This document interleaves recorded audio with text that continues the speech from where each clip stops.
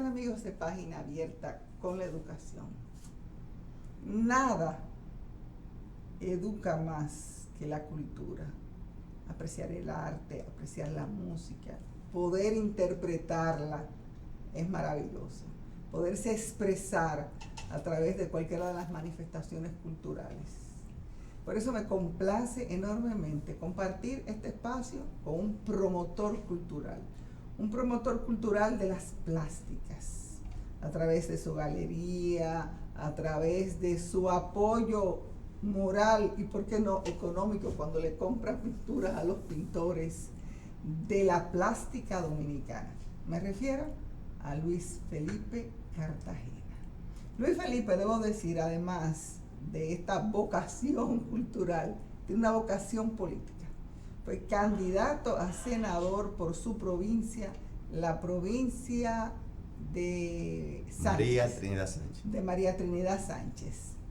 Y bueno, sobre esta experiencia de él, como él pues mezcla actividad política con actividad cultural, vamos a hablar a lo largo de todo este programa. Luis Felipe. Bueno, buenos días, doña Diana, buenos días a todos los televidentes. A esta hora bien temprano, en la mañana, darle las gracias por darme la oportunidad de volver a este programa, que me siento muy contento de estar aquí. ¿Te sientas en tu casa, me imagino? Me siento en mi casa, así es.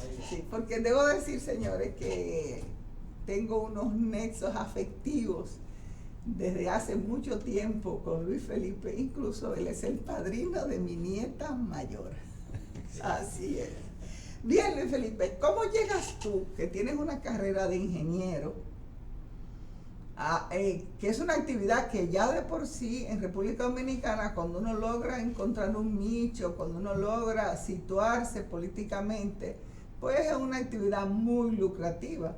Sin embargo, tengo la sospecha que quizás has postergado mucho, has puesto un poco de lado esta carrera. No lo sé si también, además de tu actividad de político, de tu actividad de promotor cultural, también pues saca un espacio para la ingeniería. ¿Cómo tú como ingeniero llegas a las artes? Y además, ¿cómo, si tú realmente has congelado o puesto un poco de lado tu formación profesional de ingeniero? Bueno, justamente yo estudié en el Instituto Tecnológico de Santo Domingo, INTEC. Soy matrícula 88, egresado en el año 91. Soy ingeniero de sistemas, pero desde muy joven, los 18 años, trabajé con mi tío José Luis Cartagena en un dealer de vehículos que tenía en la 27 de febrero. Y ahí yo comencé haciendo los mandados. Y en 2 años, pues, me gané la posición de gerente de venta. Y ahí comencé a desarrollarme. Cuando me gradué de ingeniero, que hice mis programas ya finales, el Banco Popular, Banreserva, me ofrecían, en esos tiempos el sistema era Bash, el sistema que tenían manual. Y yo había hecho en análisis computacional, en INTEC, unos proyectos que a ellos les interesaban y me ofrecieron 5,000 pesos mensuales para trabajar tanto en el Popular como en Reserva. Ahí en el Reserva tenía un amigo trabajando, José David Yulden, compañero de estudio, que también a través de él nosotros presentamos proyectos. Y a mí no me interesó porque ya yo en esos tiempos me ganaba 15,000 y 20,000 pesos mensuales y no compensaba lo que yo devengaba con lo que iba a devengar. Entonces, en ese proceso de la compra y venta de vehículos, al dealer iban muchos artistas a vender sus obras. A mí nunca me interesaba. Yo recuerdo que en una oportunidad, ya después de yo haber rechazado a muchos artistas que no me interesaban las artes plásticas, me dijo uno: mira, yo necesito que tú me hagas una ayuda porque tengo un problema familiar y necesito venderte unos cuadros. Y realmente la sensibilidad humana ahí me tocó. Y yo le pregunté: ¿y qué es lo que tú necesitas? Me dijo: yo necesito 10,000 pesos. Y yo te voy a dar 7 cuadros en ese tiempo. Año 90, 91, yo bien jovencito. Y yo le dije, ahí mismo tenía dinero. Le dije: mira, yo te voy a dar los 10,000 pesos, pero por favor nunca más en tu vida me venda una obra de arte, porque a mí no me gusta. Pero cogiste las 7 obras, me imagino. Sí, claro, Y él así me dio mis 7 obras y valga la promoción y me disculpa doña Diana, yo fui ahí cerquita que estaba Arte Español y enmarqué esas 7 obras, me cobraron en esos tiempos con la moldura más sencilla, 4,000 y pico de pesos. Con Don Miguel y Doña Sandra en Arte Español.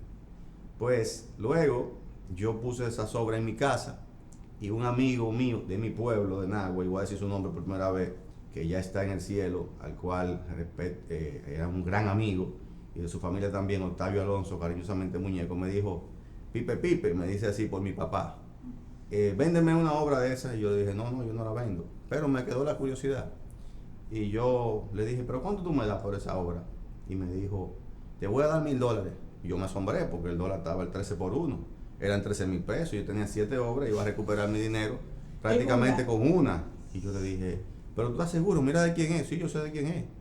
Entonces, él, yo desenganché la obra de mi casa la misma noche en esa cena. Se la entregué y él me la pagó a los 2 días. Y luego, como a los 4 días, me dijo, mira, vendí la obra. Yo, ¿qué? Sí, vendí la obra. ¿Y tú vendes obras? Sí, yo vendo obras. Y él se ganó $500.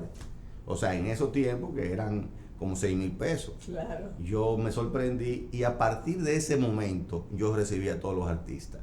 Eso le agradezco a Dios que me puso en ese camino y comencé a hacer negocio con los artistas plásticos, de intercambio, comprando efectivo. A veces le daban una necesidad de su hogar, una nevera, un juego de muebles, hasta vehículos, porque muchas veces le entregamos vehículos a esos artistas.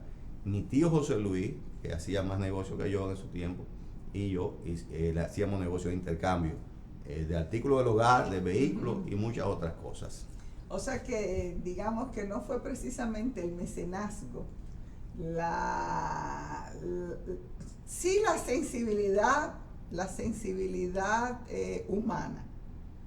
O sea, querer cumplir con las necesidades, ayudar a un artista, el que te brindó una oportunidad que luego se convirtió en un negocio.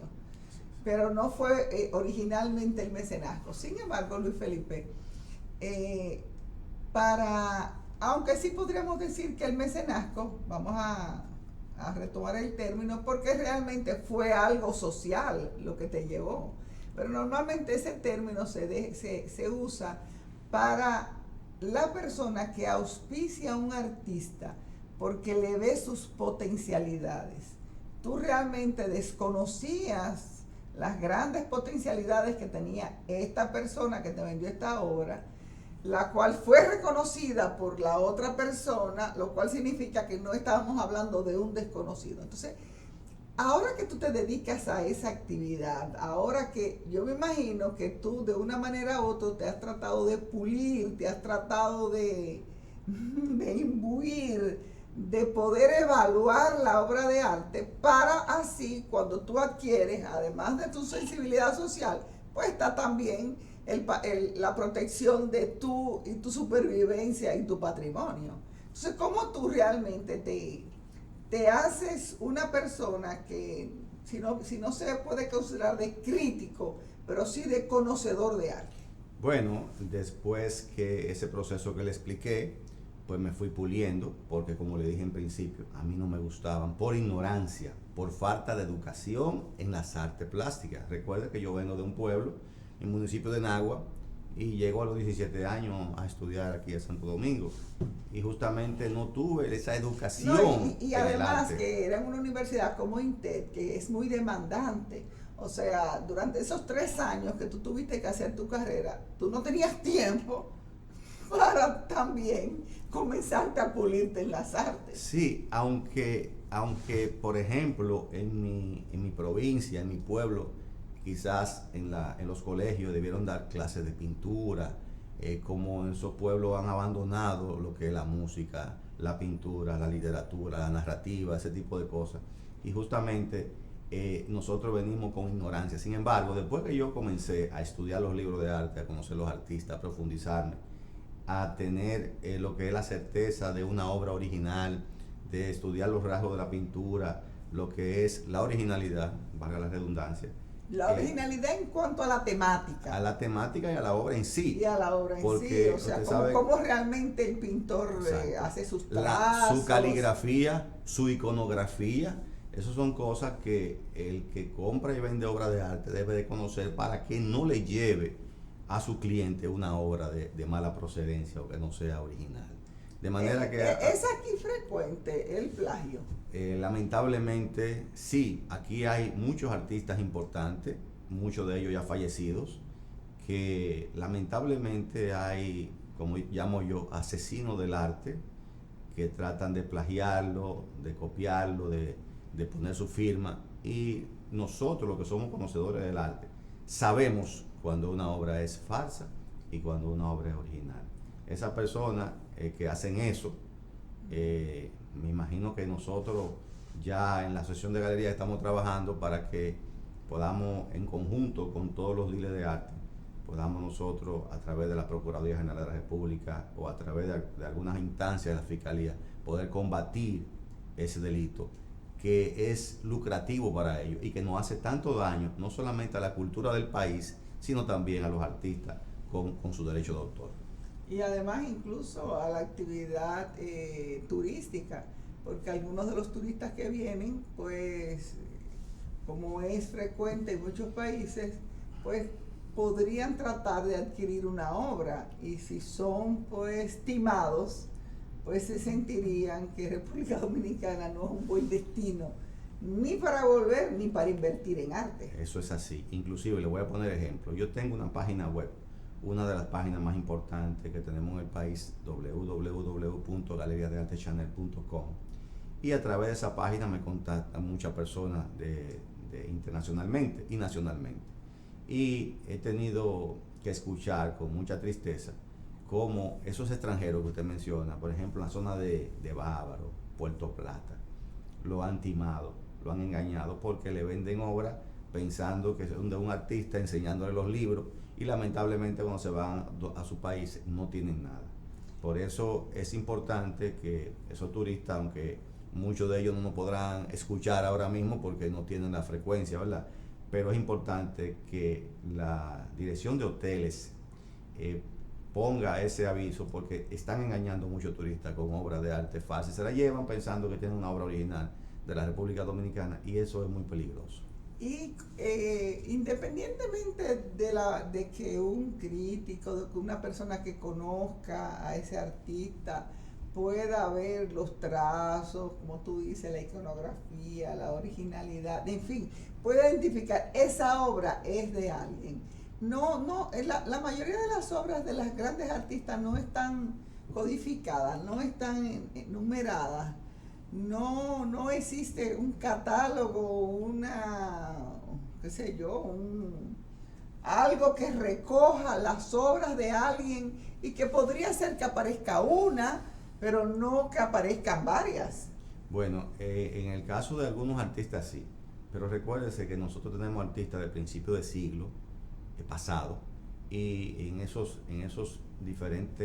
diferentes décadas no tenían ese control. Sin embargo, yo le puedo mencionar algunos nombres de artistas dominicanos que tienen ese registro, ese código. Que han ido registrando. Y le toman fotografía además a sus obras. Y luego la publican, aunque la vendan, la publican en libros. Como es el caso de Amaya Salazar, que tiene sus libros y todas sus obras son fotografiadas y tiene una numeración. El caso de Doña Ada Balcácer y otros artistas que también hacen eso. Hay muchos artistas, inclusive ya fallecidos, que producían mucho y no tenían la tecnología en ese momento de tomar la foto, de escribir en un libro y tener una computadora para poder con sus códigos poner esas obras en sus archivos. Nosotros como Galería de Arte Chanel sí tenemos un archivo de todas las obras, inclusive las que vendemos. Nosotros tenemos en nuestra página unas colecciones privadas, que en esas colecciones privadas pues, mandamos las obras que sacamos de inventario y las dejamos en colecciones privadas, para que si en algún momento en el futuro esa obra es robada o le pasa algo, nosotros vamos a tener la imagen para nuestros clientes. Bien, señores, este es Luis Felipe Cartagena. Vamos a seguir hablando en el próximo segmento con Luis Felipe de arte y de política.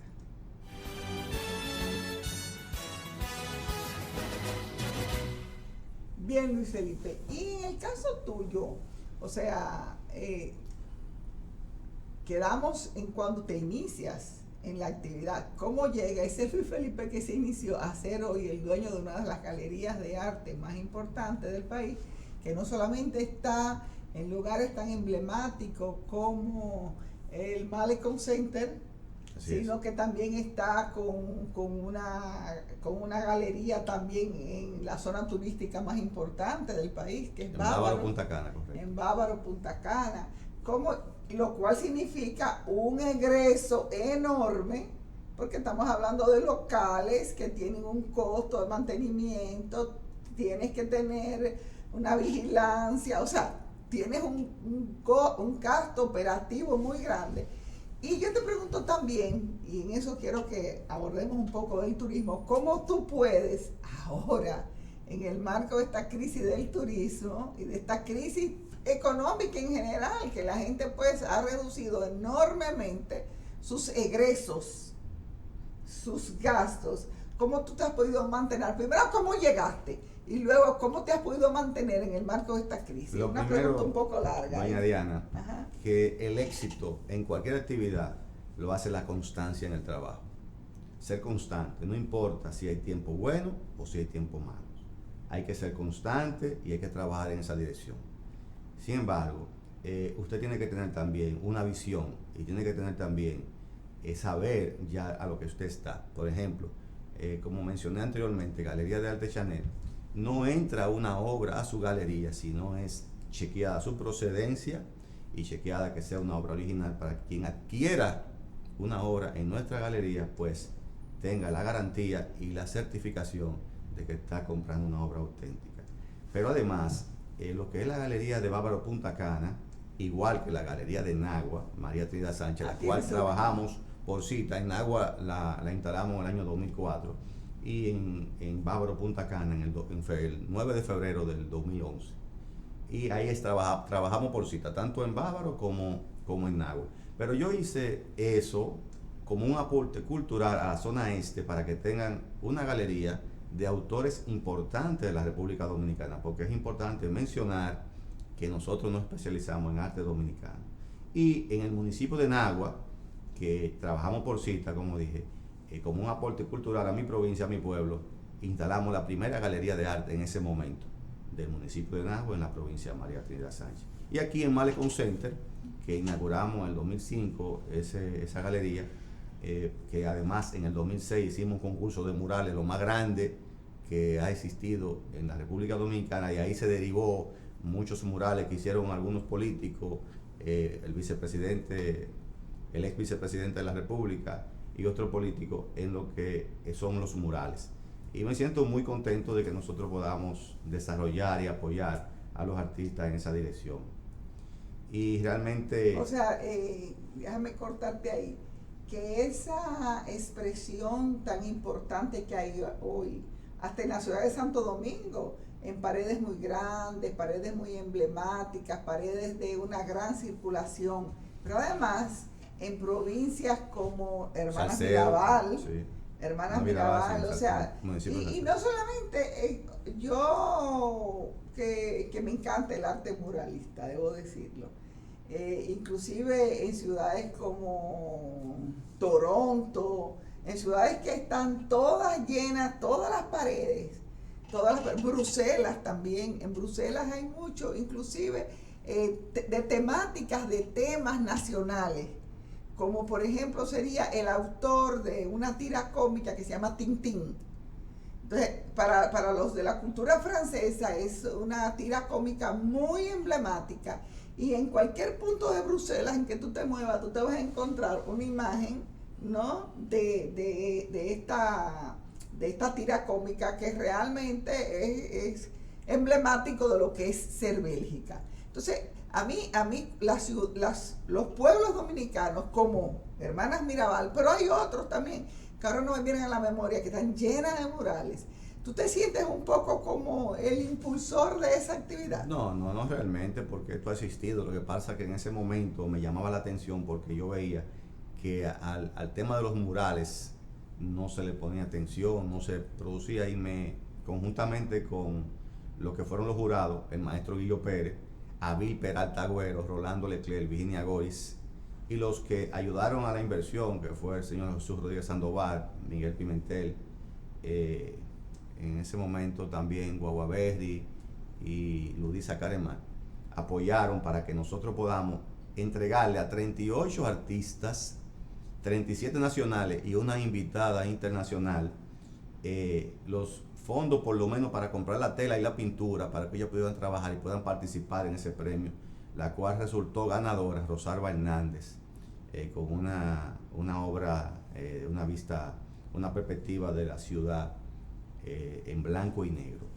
Realmente ¿Y dónde se puso ese mural? Eso se puso en las paredes de los locales de Malecon Center. 38 murales, oiga los formatos, 102 por 306. Inclusive nosotros en ese momento... Todos estaban copados. Sí, todo copado y hicimos un catálogo, participamos también, informamos a Recoguines, no vinieron para que observaran eso porque entendíamos que era una de las exposiciones más grandes en esos formatos que se dividía en 3 paneles.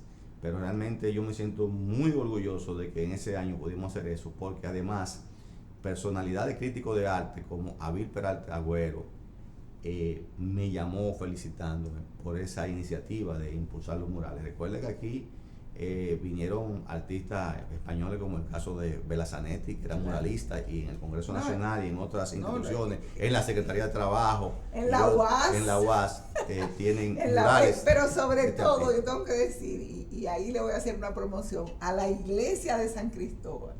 Señores, el que va a San Cristóbal y no entra a su iglesia y no se deleita mirando sus paredes, realmente se está perdiendo de una obra de arte preciosa.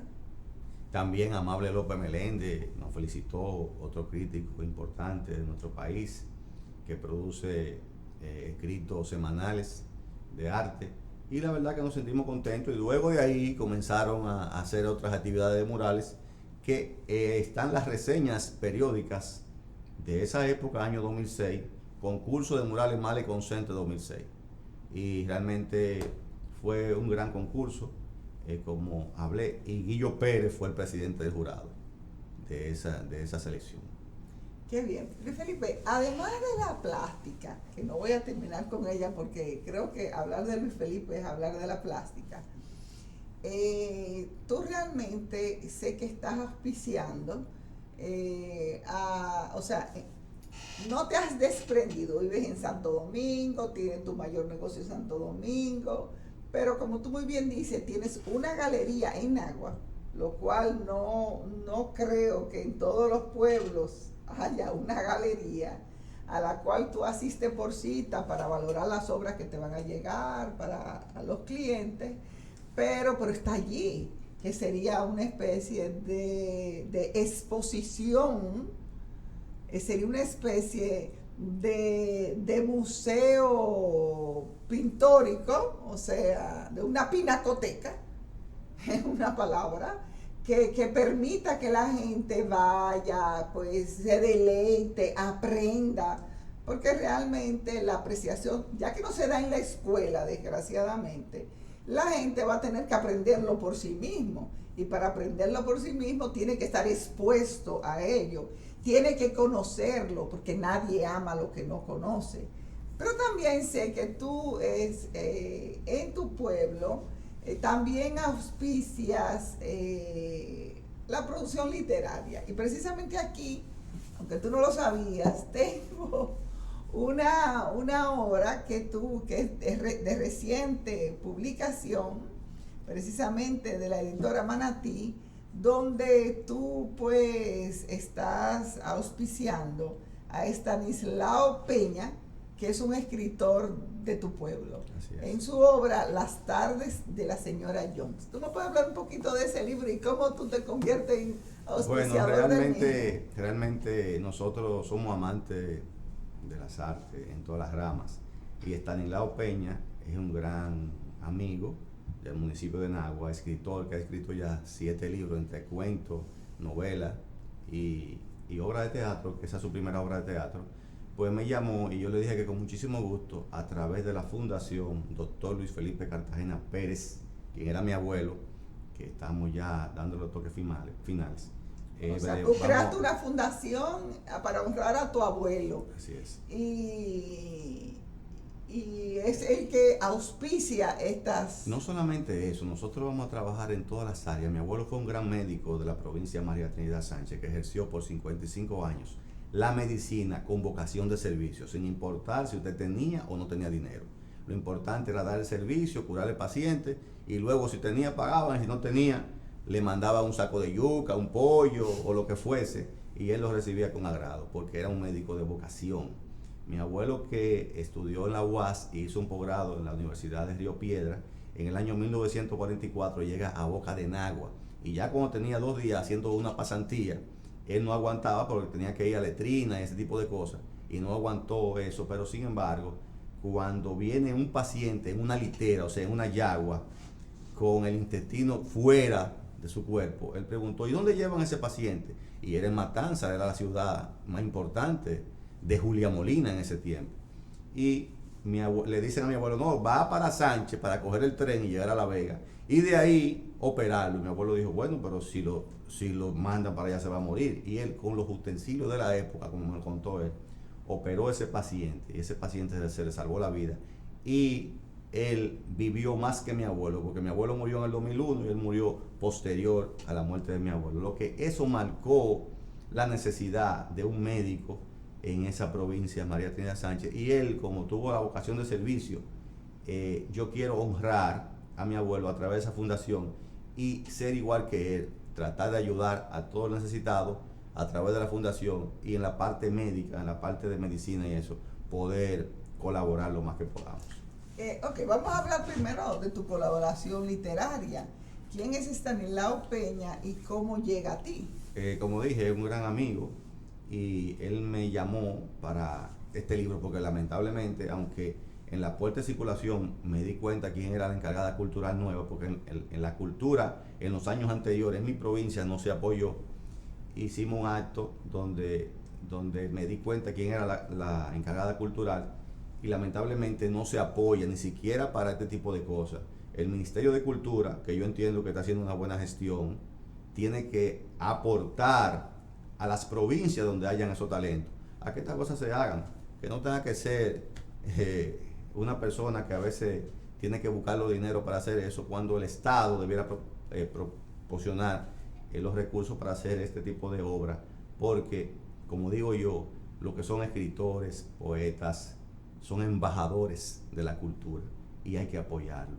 Y si no se apoya las direcciones provinciales del Ministerio de Cultura, pues lamentablemente no van a poder hacer una buena gestión. Y yo sé que en este gobierno se va a hacer una buena gestión en esa dirección. ¿Cómo se está haciendo realmente? Bien, señores, vamos a ir a un tercer y último segmento. Luis Felipe ahí me va a contar, porque la fundación que él está auspiciando lleva el nombre de un médico, y lo ha dejado entrever que también da un cierto apoyo a los problemas de salud. Pero eso él me lo va a explicar en el tercer y último segmento de Página Abierta con la Educación, hablando con Luis Felipe Cartagena, que es promotor cultural y un político.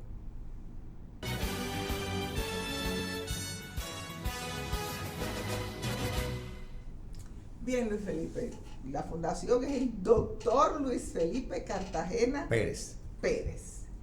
¿Qué lo diferencia de ti? Que me imagino que eres Luis Felipe Cartagena Sánchez. Muy bien. Entonces dime, Luis Felipe, si tienes el nombre de tu abuelo, que es un médico, y que además lo que te llevó y te inspiró realmente a crearla es ver lo pertinente que es que se den los servicios de calidad de medicina en los pueblos, porque fue precisamente eso lo que le salvó la vida a esta señor, que tal y como tú dices, vivió como 50 y pico de años, Luis Felipe, después de este incidente en que se vio envuelto, que tenía los intestinos fuera. Así es. Porque si tú dices que tu abuelo murió en el 2001 y el señor lo sobrevivió, Y pasó en el 44, no, en el 40 y pico. Eso fue en el 44. En el 44, pues ya no hay más que hablar. Estamos hablando de que vivió más de 57 años el señor. Así es. Entonces, ¿cómo tú estás apoyando algo tan costoso como es los servicios de salud? Si es a través de hacer llegar o sea, de servir de vocero, porque realmente materialmente no es muy factible apoyar. Bueno, yo tengo muchos amigos médicos que tienen vocación de servicio, inclusive médicos de mi pueblo, que cada vez que yo le hago un requerimiento, me ayudan a que ingresemos a esos pacientes de mi provincia a algunos puntos de los hospitales del país, y de esa manera podemos nosotros colaborar. Pero a mí esas cosas no me gusta ni siquiera decirlas. Sin embargo, lo que me ha hecho reflexionar y trabajar en la dirección de la Fundación Dr. Luis Felipe Cartagena Pérez es justamente que yo viví cómo mi abuelo trabajaba. Por ejemplo, mi mamá es farmacéutica. Nosotros tenemos una farmacia en el municipio de Nagua, que ya no está atendiendo ahora, Farmacia San Luis, que está ahí mismo en la María Trinidad Sánchez número 13. Y yo era que la atendía, o sea, trabajaba de los 11 años en la farmacia. Y yo iba en la bicicleta a llevar medicina, mi abuelo llamaba, cómo él peleaba a que le dieran buenos precios para que pudieran dárselo a sus pacientes.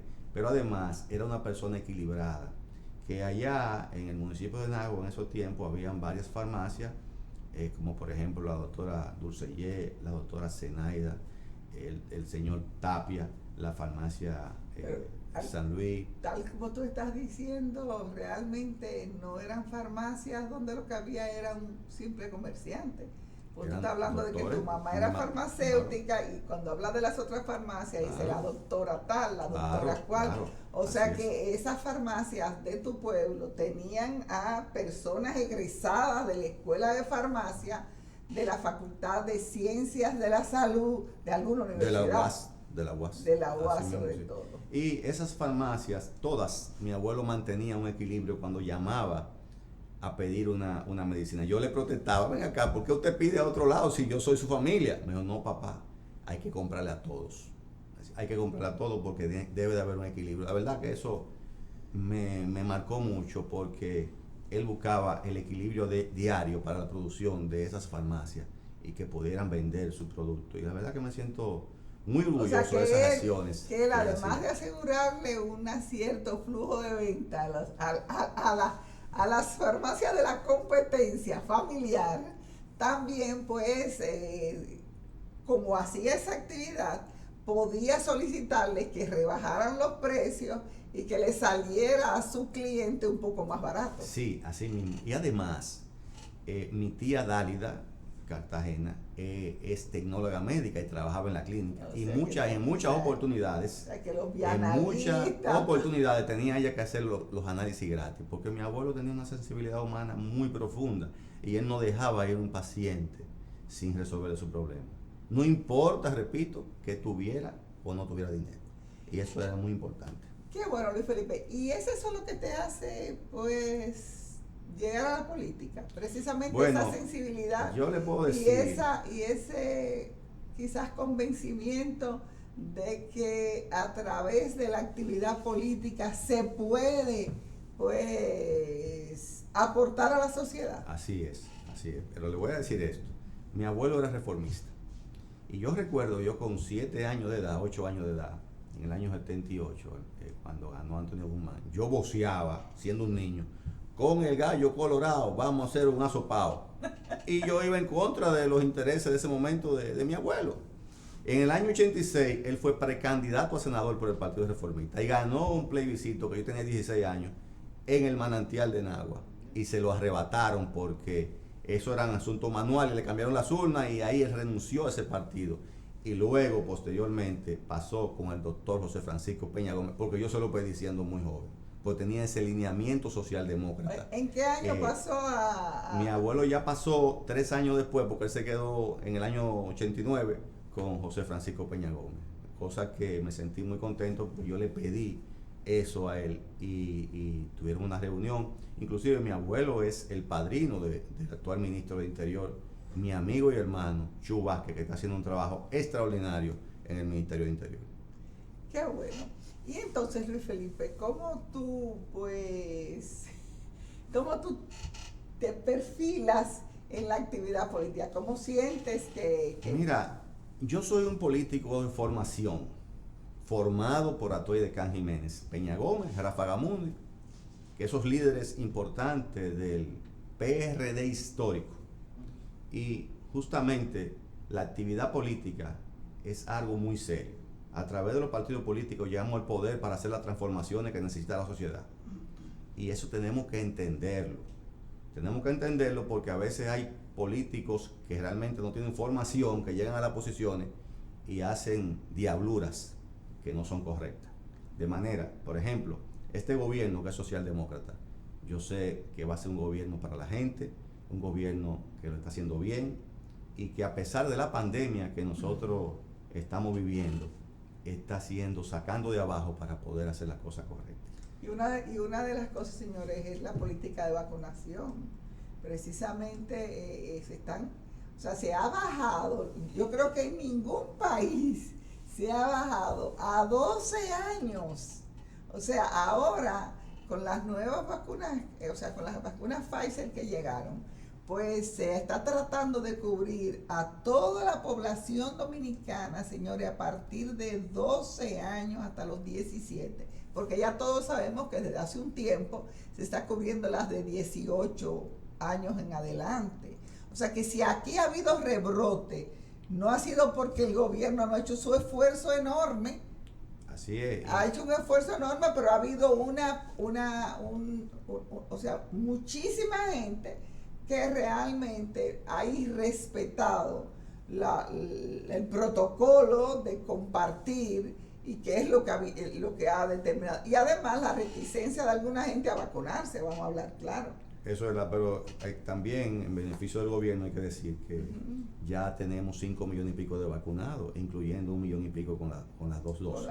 Eso es importante. Y las vacunas de esas personas que ya se vacunaron la primera dosis están reservadas para ellos y recibiendo más cargamentos. De manera que hay que apoyar esta iniciativa de vacunación para que la población y lo que yo te decía a ti precisamente antes de iniciar el programa, es que la persona vacunada no solamente se protege ella, sino que protege a los demás, porque aun cuando pudiese contaminarse, primero el que se vacunó tiene la conciencia del porte de mascarilla, del protocolo, pero además de eso, como la carga viral que le va a dar es mucho más baja, su posibilidad de contaminar con una carga viral a otro, ya sea vacunado o no vacunado, es mucho más baja. O sea que tú te proteges tú vacunándote y proteges a los demás. Así es. Y debo decir otra cosa, volviendo un poquito al arte, que este gobierno sí va a apoyar el arte y va a hacer las transformaciones en el arte, porque lamentablemente los últimos 8 años para el arte dominicano fueron oscuros, porque no recibimos apoyo del gobierno en ninguna dirección para nosotros desarrollar nuestras actividades. Y puedo decir también que el padre del presidente de la República, ya fallecido, el señor Luis Abinader, le encantaban las artes plásticas. Inclusive al final de sus años, Rafael puso una galería de arte ahí en una casa que tenía en la 27. Yo lo visité varias veces. No sabía. Y le encantaba. Y además era un gran hombre con una cultura extraordinaria, amigo que lo conocí en la política junto con Atuey y que me respetaba mucho y me tenía mucha estima. Tú como promotor cultural de las plásticas, ¿cómo piensas tú que el Estado como tal puede, además de creación de escuela, me imagino, eso es muy importante, señor, donde quiera que haya una escuela de arte, de allí han salido, en la misma San Juan de la Maguana, en San Juan de la Maguana había, en la Escuela de Bellas Artes, tenía unos profesores y varios de los artistas plásticos muy buenos dominicanos, son de San Juan, por decir un ejemplo. ¿Y usted sabe por qué? Porque en el año 1969, José Nicolás Jiménez, un escultor dominicano, era uno de los profesores de la Escuela de Arte de San Juan, y quien tuvo la visión para formar esa escuela en esos tiempos, ayudaron a esos talentos que egresaron posteriormente y que lo tenemos ahí, que eso es importante. Y yo entiendo que el Ministerio de Cultura debe de promocionar en las diferentes provincias, por lo menos comenzar por los municipios cabeceras, a que tengamos banda de música, escuela de formación en lo que es la pintura. Escuelas de música también. Sí, escuela de música, dije, la escuela de cantidad música. de talento que se han Además, podido reclutar por eso y lo que se han perdido por no existir eso. Además, reclutar los escritores para que se hagan concursos de esos jóvenes talentos en esas demarcaciones, como por ejemplo en esa puesta en circulación la hija de Fidia Cueva, un periodista de Nagua, hizo una referencia para que se hagan concursos con los diferentes talentos que tenemos en nuestra provincia, y eso es importante que se haga, que se apoyen, porque con poca cosa se hace mucho. Por ejemplo, le voy a poner un ejemplo. En el año 1944, sí, un poeta de Matanza, que era la ciudad, Plinio Quiñones Florimón, de Matanza, la ciudad que fue. Sí, que se llevó el maremoto y que solamente se quedó la iglesia. Perfecto. Plinio Quiñones Florimón fue un poeta autodidacta que comenzó a escribir desde los 14 años y falleció muy joven, a los 28 años. Y ahí está su impronta. Y él fue autodidacta porque su padre, que era un farmacéutico cubano, y su madre, la señora de Matanza, otro hijo de ellos tuvo un altercado en la escuela con un profesor, y luego que pasó ese altercado, su padre nunca más envió a sus hijos a la escuela. Wow. Y él se hizo autodidacta, y en esa época se recitaban, se declamaban las poesías de Plinio y se aprendía la recitación. Florimón. Y déjeme decirle que la mayoría de las personas, de esas señoras y señores de esa época, se las sabían de memoria. Yo se lo digo porque mi abuela declamaba una que se llama Camino Malevo. Y realmente... y hasta te la enseñó a ti posiblemente. No, yo la puedo leer, pero comienza así: Camino Malevo, camino rebaladizo, que se pertea cabezudo como muchacho travieso. Y ahí continúa, es interesantísima. O sea, es muy linda. Al final termina diciendo: charco, hoyos viejos, lo pones en mi sendero. Y no se va a detener. O sea, quiere decir que esa poesía que tiene un mensaje positivo, que a pesar de los tropiezos, a pesar de lo que venga en el camino, él va a llegar a ese sitio. De eso que habla esa poesía, muy linda. Y eso me motiva a que nosotros, los que tengamos el interés de desarrollar ese tipo de arte también, podamos darlo a conocer a las nuevas generaciones. Qué bueno. Luis Felipe, yo pienso que tú has dado, pues, para los políticos una... ¿Y tú? ¿Cómo te vislumbras tú ya, unos minutos ya, cómo te vislumbras tú en la política futura? Bueno, yo he sido 4 veces candidato por el Partido Revolucionario Socialdemócrata, el Partido del Toro Negro, el partido que fundó Atuey de Can para salvar los principios primigénitos del PRD en ese momento. Y tengo formación política. Y yo voy a seguir aspirando en mi provincia, porque entiendo que a través de los partidos políticos, a través de llegar a una posición, podemos hacer las transformaciones que muchos otros no tienen la visión para lograr lo que hay que hacer, para que haya un equilibrio en todas las ramas y se desarrolle en nuestra provincia principalmente y el país. Y yo tengo mis aspiraciones, sigo aspirando y voy a trabajar por los mejores intereses de mi país y especialmente de mi provincia, María Trinidad Sánchez.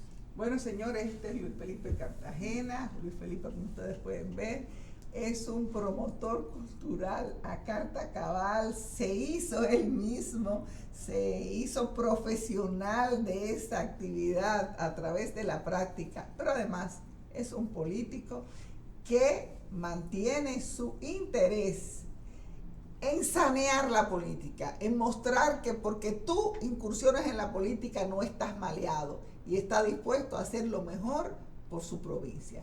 Gracias, Luis Felipe, y a usted gracias por su sintonía en este programa Página Abierta con la Educación.